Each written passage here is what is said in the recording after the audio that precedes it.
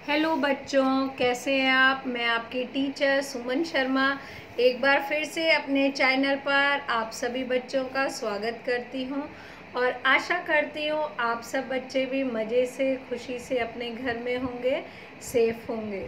तो आज मैं कक्षा 3 पल्लव हिंदी पाठ्य पुस्तक से पाठ 15 सूरज चांद तारे समझाने जा रही हूँ। पाठ शुरू करने से पहले मैं एक बार आप सबसे अनुरोध करना चाहूँगी, जो बच्चे पहली बार इस लिंक से जुड़े हैं प्लीज़ वो मेरे चैनल को लाइक करें, शेयर करें और सब्सक्राइब करें, जिससे समय समय पर उन्हें हिंदी विषय संबंधी जानकारी मिलती रहे और हमें मोटिवेशन मिले कि हम आपके लिए और बेहतर तरीके से समझा सकें। तो प्यारे बच्चों, शुरू करती हूँ पाठ 15 सूरज चांद तारे। दादी माँ कहानी सुनाइए ना, नन्ही चिंकी हठ करने लगी। जैसे कि आपको पता है कि छोटे बच्चे हमेशा अपने से बड़ों से कहानियाँ सुनते हैं, तो ऐसे ही चिंकी बच्चे ने दादी से हठ करी। हाँ दादी माँ, आज तो कहानी सुनकर ही हम सब सोएंगे। दीपू भी बोल पड़ा। पहले चिंकी थी, अब दीपू भी। दीपू और चिंकी भाई बहन थे। दीदी जी आज ही गांव से आई थी। दादी आज ही गांव से आई थी। जब से दादी जी आई हैं, बच्चे उनके आसपास ही मंडरा रहे हैं। आप सबको पता है कि जब कोई बड़ा बूढ़ा आता है तो बच्चे उनके चारों तरफ घूमते फिरते रहते हैं, वो बहुत खुश होते हैं। पोता पोती के हट के आगे उनकी एक ना चली। सफ़र की थकान मिटी नहीं थी, किंतु बच्चों के प्यार के आगे झुकना ही पड़ा। उन्होंने कहानी सुनाना प्रारंभ करा। उन्होंने कहानी शुरू करा। करोड़ों वर्ष पहले की बात है। तब धरती पर मनुष्य पैदा ही नहीं हुआ था। धरती थी और समुंदर था। बस लोग कहते थे कि तब सूरज चांद साथ साथ धरती पर ही रहते हैं। बताते हैं उस समय मनुष्य ने जन्म नहीं लिया था, सिर्फ चांद और धरती और सूरज एक साथ धरती पर रहते थे। आगे है, सूरज की गर्मी से जब समुद्र का जल तप जाता तो दोनों में नोक झोंक होती। तब चंदा समुद्र के जल को शीतल कर देता। यानी जब सूरज की गर्मी तेज होती तो दोनों में बहस छिड़ जाती, तो चांद समुद्र के पानी को ठंडा कर देता था। एक दिन तो हद ही हो गई। सूरज की गर्मी से समुद्र का जल उबलने लगा। इससे समुद्र क्रोधित हो उठा और उसने मन ही मन ठान लिया कि आज वह सूरज को डुबोकर ही दम लेगा। वह सूरज की ओर लपका। अब आगे आगे सूरज और चांद, पीछे पीछे गड़गड़ करता समुद्र। धरती पर चारों ओर जल ही जल भर गया। तो सूरज और चंदा पेड़ पर चढ़ गए, पर समुद्र कहाँ मानने वाला था, वह भी पेड़ पर चढ़ने लगा। बेचारे सूरज और चंदा क्या करते। उन्होंने आकाश की ओर देखा। वह स्थान उन्हें सुरक्षित लगा। दोनों जा पहुँचे आकाश में, खूब दूर।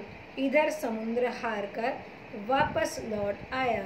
अब एक दिन क्या हुआ, सूरज की गर्मी से समुद्र का जल बहुत गर्म हो गया और समुद्र को गुस्सा आ गया। उसने मन में ठान लिया कि आज तो मैं सूरज को पानी में डुबो के दम लूँगा। अब सूरज चांद को जब ये पता चला तो बेचारे भागने लगे। वो दोनों आगे आगे, समुद्र पीछे पीछे। सारी ज़मीन पे, धरती पर पानी पानी फैल गया। अब क्या करें, फिर उन्हें पेड़ दिखाई दिया, पेड़ पे चढ़ गए। अब समुद्र कहाँ मानने वाला था, वो पेड़ के ऊपर भी चढ़ने लगा। तब हार कर उन्होंने ऊपर देखा तो उन्हें नीला आसमान दिखाई दिया। सोचे ये जगह सुरक्षित है और वो ऊपर चढ़ गए। कुछ दिन बीते, इधर सूरज और चंदा पछताने लगे, यानी उनको अपनी गलती का एहसास हुआ। उधर समुद्र को भी उनकी याद में रुआसा आ गया, यानी रोनी आ गई समुद्र भी। एक दिन समुद्र ने अपने जल का रूप बदला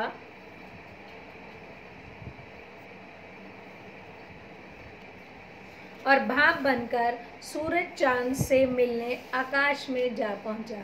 यानी एक दिन समुद्र ने क्या करा, अपने जल का रूप बदला और भाप के रूप में सूरज चांद से मिलने चल पड़ा।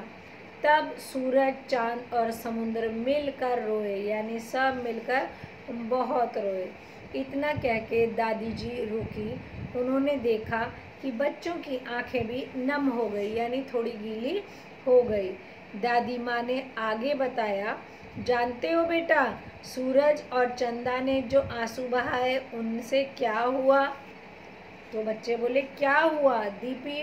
दीपू और चिंकी एक साथ बोल पड़े, उनके आंसू तारों में बदल गए। ये तारे ही रात में टिमटिमाते हैं। दादी माँ ने हंस के बताया कि जब वो रोए तो छोटे छोटे हजारों करोड़ों तारे बन गए। दादी माँ, समुद्र की आंखों से भी आंसू निकले होंगे, उनका क्या हुआ?